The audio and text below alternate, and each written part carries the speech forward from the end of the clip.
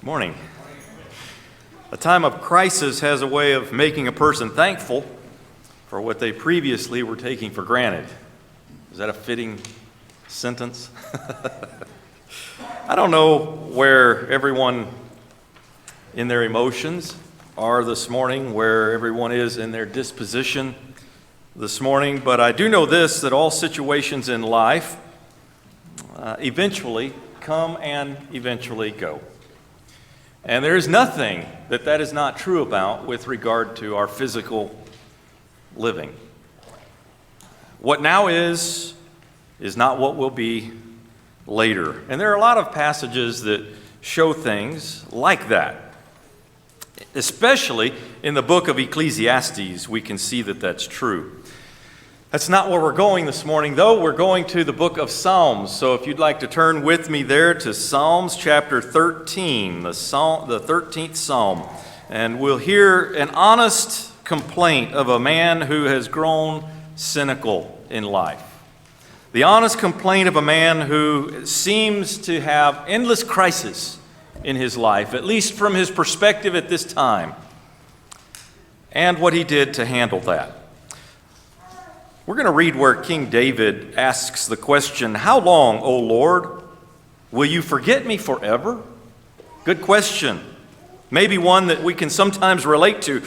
But we'll also see what he did to curb this disposition and to see God in a way that God should be seen, and to see himself in a way that he should see himself, and what we can do when our questions arise and our dispositions get twisted with regard to answers we can't seem to find. And here, more than maybe any other place in any of the Psalms, we see David giving straightforward and fast answer to those kind of questions. Look with me beginning in verse 1. The psalmist says the following, "How long, O Lord, will you forget me? Forever? How long will you hide your face from me? How long must I take counsel in my soul and have sorrow in my heart all the day? How long shall my enemy be exalted over me? Consider and answer me, O Lord my God. Light up my eyes, lest I sleep the sleep of death, lest my enemy say, I have prevailed over him, lest my foes rejoice because I am shaken. But I have trusted in your steadfast love. My heart shall rejoice in your salvation. I will sing to the Lord because he has dealt bountifully with me." Now, I understand that we want to go to the last part first. At least I do. I read that psalm and I say, I got that first part there. Let me just jump on. I like the last part, so I want to go there first. But to get the last part, you need to understand better and contemplate the first part. And so I'd like to do that with you first this morning before we get to the end of this psalm. And then we'll look at the end of the psalm and see how things begin to clear just as we read there together. What we're looking at the beginning of this psalm is a man who is despondent. A man who is utterly, in his own mind at least, and by way of his own thinking, he is utterly shaken or broken as a person of God. Can you relate to the feeling of being down and forgotten? That age-old, nobody notices that I am feeling despondent. Nobody understands my feeling of desperation or my anxieties. I think probably a lot of people can relate to that, and probably there are more that are able to relate to that now than there were just 7 or so weeks ago, right? When all of this COVID thing began. 4 times in this text, David writes, "How long?" Whatever it is that's happening in David's life at this point seems to him to have become an unbearable process that's taking place. And his endurance at this time, it appears to me, at least in reading it, you probably as well, seems to have been spent by this time. In other words, he's tired. And he's just wore out, wore down. And he doesn't care about whether or not he goes on if things are going to continue the way that they're continuing. And you know, David had a lot of those times in his life.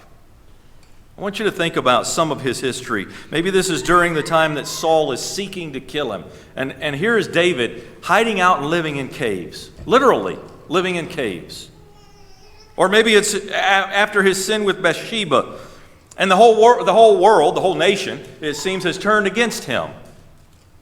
It's probably during that same time, not only did the nation turn against, but he had his own family turning against him, even perhaps his own parents. He makes note of that in one psalm, that even his parents were against him. Maybe it's when Absalom came in and David had to leave quickly during the evening, headed up toward Mount of Olives, barefoot, along with some of his servants, trying to escape from Absalom's grip. Maybe it is after, worse than all of this probably, when he began to lose some of his children. Maybe there was another time of crisis that we don't even know about, and maybe it's one that I have neglected to mention. But we do know one thing. He's asking God, how much longer do I need to go on like this? How much more do you believe I'm able to take before I finally completely break? And why aren't you hearing and acting on what I'm telling you about?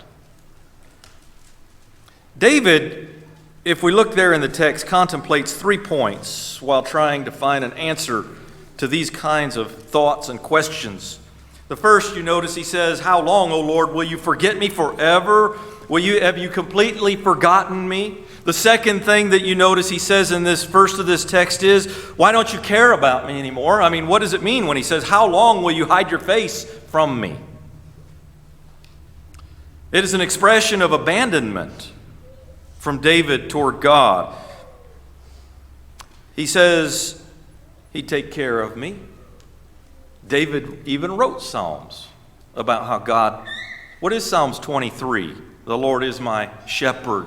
He will take care of me, right? And there are many Psalms that are like that. The Lord has promised to carry my load, but here in this Psalm we see the Lord's not doing that, and David is fully aware of that fact. He's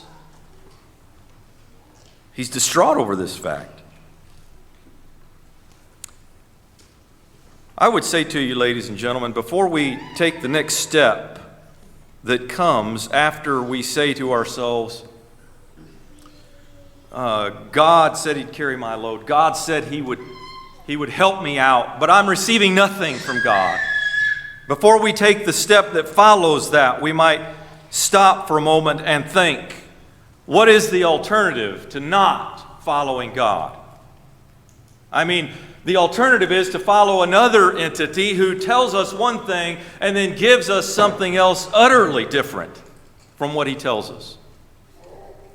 There's a big difference between God not responding when we believe that he should, and then choosing instead to follow an entity that actually lies to us and tells us one thing while with the other hand gives out greater feelings of hopelessness and despair. Isn't there a big difference between those two?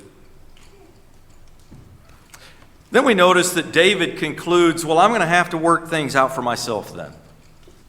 He doesn't take the step of disbelief or, well, then there must not be a God.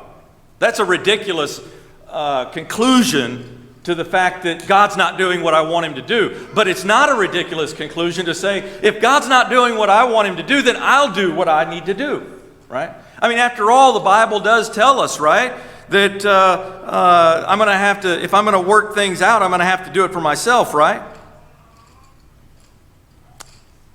If God won't help me, then I'll help myself. We'll talk a little more about that in just a moment. But I want you to notice verse 2. How long shall I take counsel? Where? I mean, what's the next step that he's taking? How long do I have to take counsel in my soul?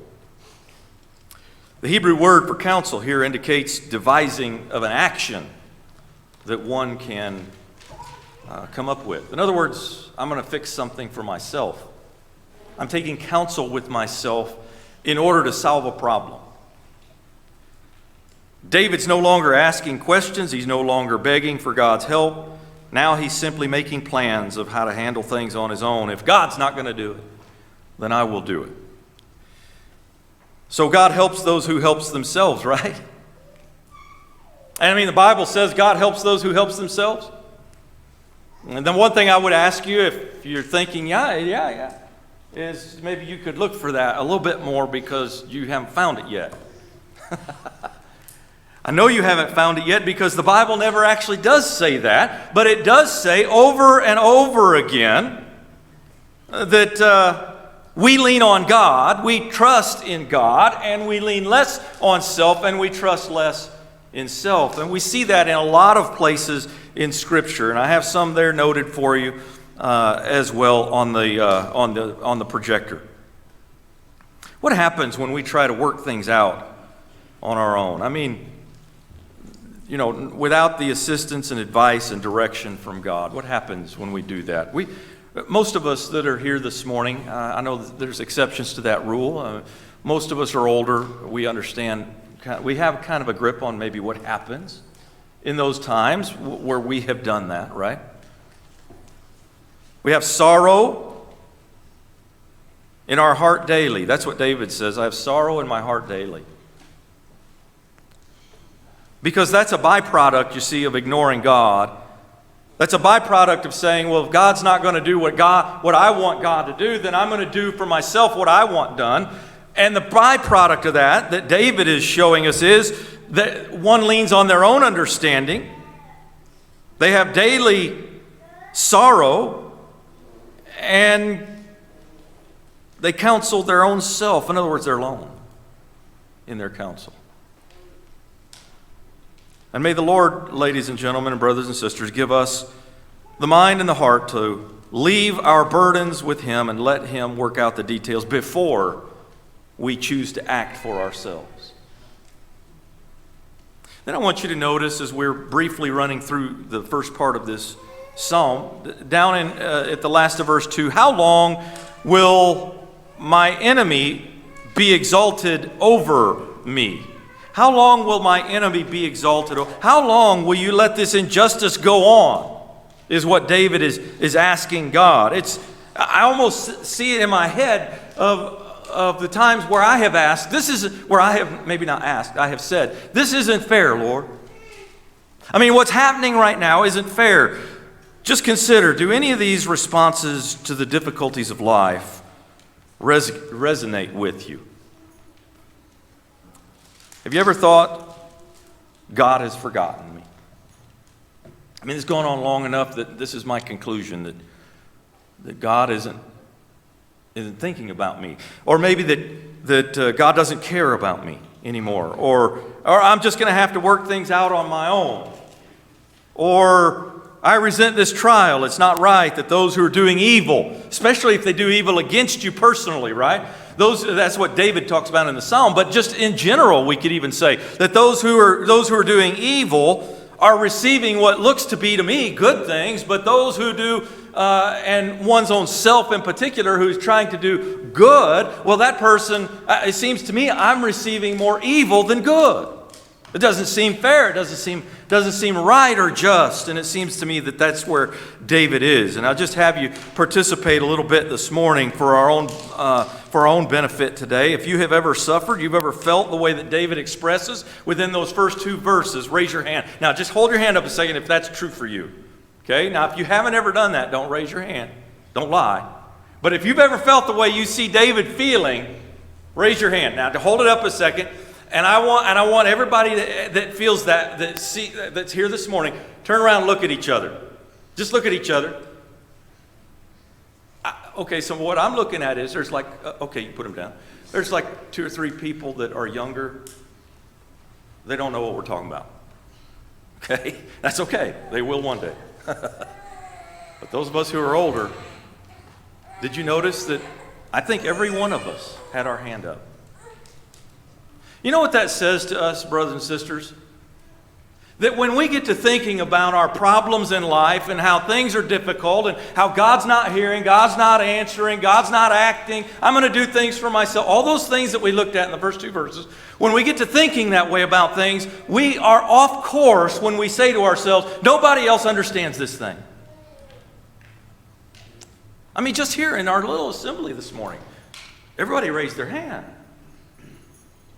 So what that tells me is that when I get to thinking that I am alone, despondency is the wrong attitude, whereas a reaction to what is happening is going to be a better attitude, and we'll see what that reaction is in just a moment. But we have to begin by stopping the feeling of isolation and remembering we are never alone. Here's the thing. Our brethren often understand, and that's why God gives us unity with one another, so we can help one another. But bigger even than that, and that's a big deal, but even bigger than that is that God always understands. And we are never alone through anything we deal with. That's true even when the time of crisis goes for a long time, a week. How about we use the 7-week period? Hadn't it been 7 weeks since we've been quarantined? Is it 7 weeks? Is that right? I'm just off the cuff. I don't remember. What about if it's a year or two? We are never alone. We have God's people, His family, my family, your family.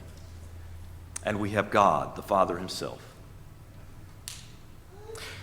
Now, I want you to notice in the text as well the next 2 verses that come up here in our reading.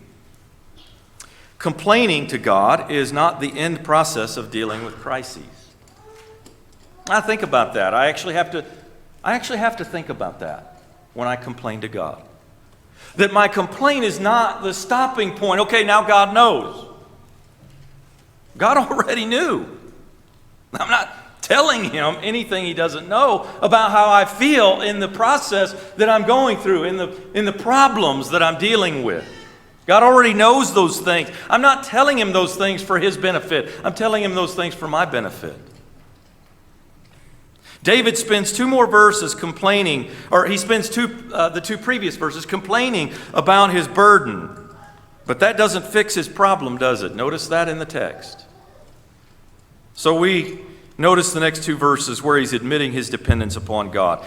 And only then does he begin to find healing. And so here he makes a critical choice. Rather than continue down this road of sorrow, he changes his approach to this crisis, and he begins to do something different. What is it? Goes from complaint to praying this. From prayer of complaint to prayer of consider and hear me. O my God, enlighten my eyes, lest I sleep the sleep of death, lest my enemy says, I have prevailed against him, lest those who trouble me rejoice when I am moved. Something happened in David between verses 2 and 3 of that text. Instead of viewing the Lord as being removed and unconcerned, notice how he begins to call on God. He says, Oh, Lord, make note of that very next word.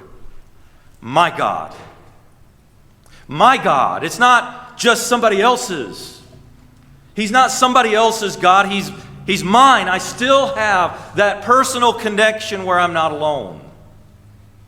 Reinforcing what he knows, what he actually does know about God. He calls on God saying, O Lord my God. Secondly, instead of despondency and distress from his attempts to work out things on his own, we read down there in verse 2, again, he's asking now, enlighten my eyes, give me your perspective, he's saying.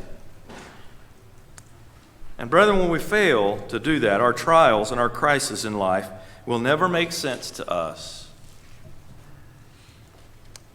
It just seems a very dramatic and life-changing heart attack in David takes place when he finally decides to lay it all out before God in prayer. More than complaining, he actually now recognizes God as his source of help. An honest complaint is part of the process. Before we leave that little section there about complaint, I think it's noteworthy. Brethren, it's not wrong to complain to God. We see David doing it right here. He's not in sin in doing this. He's working through his spiritual dilemma at this point. And it's a natural process for us when things are not as we would wish they would be, as we want them to be, to say, Lord, I want things to be this way. I'm not happy the way that they are right now. I'm not joyful the way that they are right now. It's great to admit that. But I want to say to you, that in and of itself is worth nothing before God. As we've already said, God already knows this. What I need is God's enlightenment to work in my life. I need the power of God that comes through His Word, that comes through my living with Him, to be something effective now. It's one thing to know some things, it's another thing to apply them. In times we may not do that. And when we don't, we need to ask why. Why am I resisting God's control, God's work in my life? Why am I resisting letting Him have the very thing that I'm upset about? Doing more, in other words, than just complaining to Him, but recognizing His abilities. Though it may sound like a cliche, it really is true that the effective and fervent prayer of a righteous man avails much. I can pray, but I can also have those that I know to be righteous among God's people praying for me too. But it would be the wrong move to just simply stay in the complaint state forever. We have to move forward from that. And we see David doing that and showing us in this psalm how we do that. If in times of crisis we stop asking God only to change our external circumstances, and instead we begin to pray a prayer of surrender and a prayer of a request that He enlighten our eyes and our heart to follow Him better, we will have great results from that. What do you think would happen? Well, we can know what will happen because we see it here in this psalm. David continues to teach us about this. Our posture begins to change. Our perspective begins to change for the better. And our worship and our honor to God will change. Look at how that's true. Verses 5 and 6 as we close up this morning. Verses 5 and 6. But I have trusted in your mercy, or loving kindness, some versions say. And as a result, he says, my heart shall rejoice in your salvation. I will sing to the Lord because He has dealt bountifully with me. I feel very sorry for those who do not recognize how many times the Bible connects singing with joy. Man, it makes a difference. I mean, when we can get ourselves to sing, our desperate state begins. I'm talking about spiritual song. I'm not talking about, country songs or something. I'm just talking about, I'm talking about spiritual songs. When we begin to sing the words of those songs, believing those words, what happens? Well, David says what happens is we recognize how God dealt bountifully with us. Wait a minute, I thought He was unhappy. I thought things were not going right in life. And here at the end of this psalm, we see this final thought. God has dealt bountifully with me. Why, David? What changed? Maybe external things changed. Maybe that is why. Maybe David went from rags to riches in his life, and now he's happy again. Maybe nothing changed externally. And likely that is the case. God seldom snaps His fingers, and everything in life was so dark and dreary, and now all of a sudden everything just changed. We know that life isn't experienced like that most often. But one thing is for sure, ladies and gentlemen, when we read this text, we certainly understand everything internally changed for David. And that made all the difference. It still makes all the difference. David points out his fears told him one thing. His problems told him one thing. The devil was saying to him one thing we would say in modern vernacular, New Testament vernacular. The devil was saying one thing, but his heart and his knowledge gave him confidence in what he knew about God. There's nothing wrong with using our historical reference of how God has seen us through to understand better our present circumstances. Seems David is doing this. David has now come to know God is still here. God is still working. And the anxious state he found himself in should not be a state that he's going to choose to live in. He began with a complaint. How long? How long? How long? He says 3 times in the first 2 verses. He turns to prayer in verse 3, and then he turns to trusting and rejoicing in verse 5, and singing, therefore, and giving thanks in verse 6. His perspective changed, and it changed him. Brothers and sisters, may we never forget God uses trials to transform us, not simply transform our surroundings.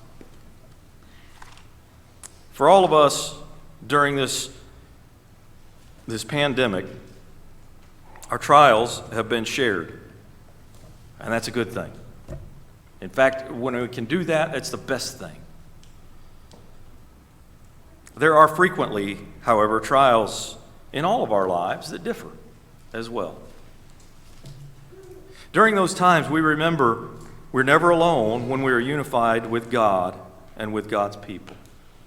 During those times, we remember that each trial also brings a unique perspective for us to use. And a perspective with God's control in mind changes us for the better under every circumstance. And that's why David and us, along with David, as we read from this text, can say with confidence, God has dealt bountifully with me. You've heard the statement, there's never a dumb question except for the one that's not asked. There's never a bad trial except for the one we don't learn anything from. Rather than destroy us, God intends to build us. Whatever it is that we go through, whatever difficulties we must face.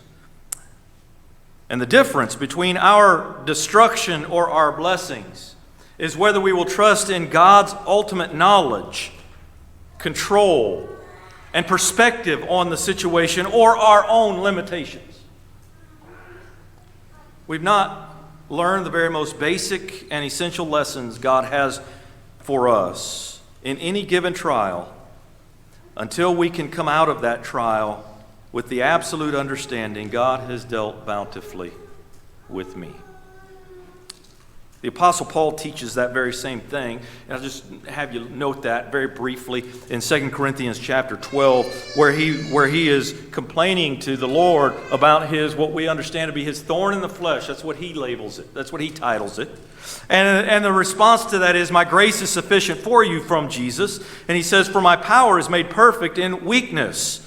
What did Paul do after that? Did he go sulk? Did he say, God's not going to help me, I'll just help myself? Did he say to himself, this misery and darkness that I'm living in from this, it's constantly with me, I just quit.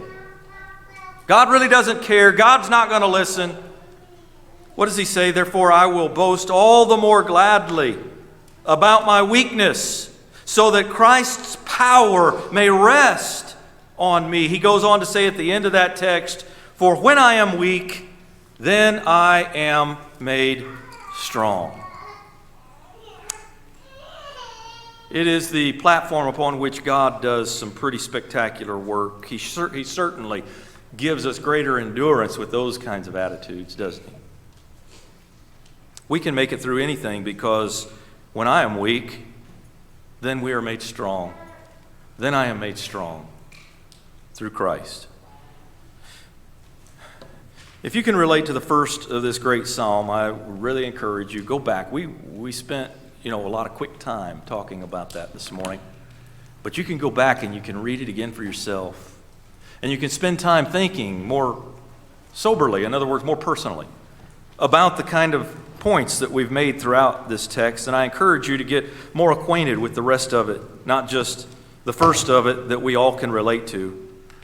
Not only will it comfort the soul, it will lift you up and it will put you back on your feet. And that's what God is often doing for his people.